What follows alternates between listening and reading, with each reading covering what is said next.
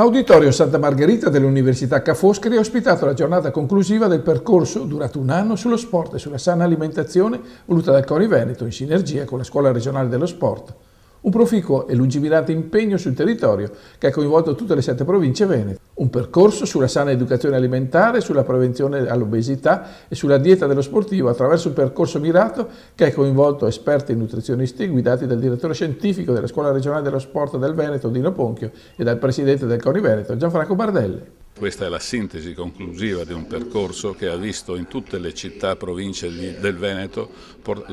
questo messaggio portato dalla scuola dello sport che tende a aiutare le famiglie da una parte a educare bene dal punto di vista alimentare i propri ragazzi e ragazze e dall'altra aiutare il mondo dello sport a, tra virgolette, mangiare bene, quindi ad allenarsi mangiando, che è uno slogan e anche una provocazione, ma anche un concetto di sostanza. L'idea è arrivare a fornire al mondo dello sport sicuramente delle consulenze che aiutino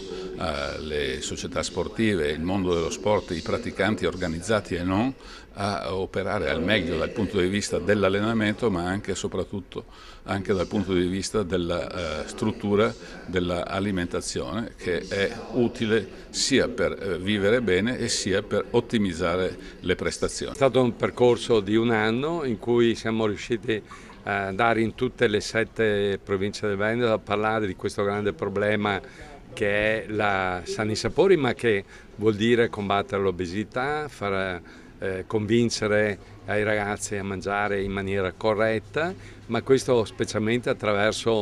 costruendo attraverso i dirigenti sportivi che devono insegnare a fare sport, ma anche insegnare ai ragazzi come mangiare per essere sani e per crescere in maniera sana. Un percorso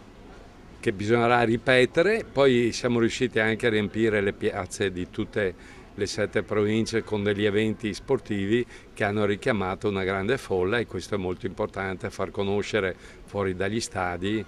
cos'è lo sport. Al tavolo di relatori, dopo il benvenuto della delegata del rettore dell'Università Ca' Foscari e del presidente del CONI Veneto Gianfranco Bardelle, si sono susseguiti i relatori a partire da Cecilia D'Angelo sulla mission del CONI e del territorio, seguita da Michele Carruba sul tema dell'obesità dei bambini. Di alimentazione per il bambino che fa sport sono intervenuti Vincenzo Zuccotti e Francesca Penagini, docenti dell'Università di Milano, mentre sulla restrizione calorica e sul digiuno è intervenuto il professor Antonio Poli dell'Università di Padova, che ha seguito tutto il percorso del progetto anche nelle 7 province venete. È un'iniziativa veramente meritoria del CONI di educazione diffusa sul territorio rispetto a 2 argomenti che sono i pilastri della salute, che sono l'alimentazione e il movimento, che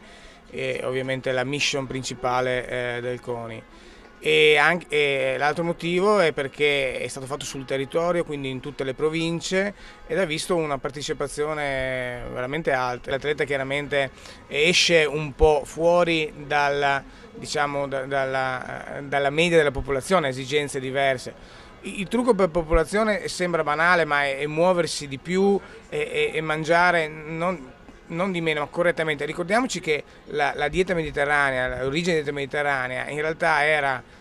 movimento fisico, cioè andare a zappare i campi e mangiare molto poco. Noi stiamo facendo esattamente il contrario, mangiamo molto e stiamo tutto il giorno seduti. Di esercizio fisico e dell'influenza sul metabolismo ne ha discusso Federico Schena, docente di scienze motorie dell'Università di Verona, mentre Ron Mugan dell'Università Ucraina di Longonburg ha discusso di cautele sulla supplementazione degli sport. Poi le conclusioni finali del convegno che ha coinvolto lo sport dedicato alla base della grande piramide sportiva finalizzata a creare i presupposti tecnico-organizzativi che consentano poi a conseguire dei sensibili benefici agli atleti a livello agonistico. Questa iniziativa rispecchia quella che è la realtà del Veneto. Non ci sono province di Serie A e province di Serie B, ma abbiamo una realtà decentrata, forte in ogni realtà, e quindi la decisione di organizzare questo evento non con un'unica manifestazione, ma con 7 manifestazioni in 7 province diverse, in 7 piazze diverse, e la risposta è stata forte in ogni realtà, quindi questo ha dimostrato la giustezza della nostra scelta e la vitalità dell'organizzazione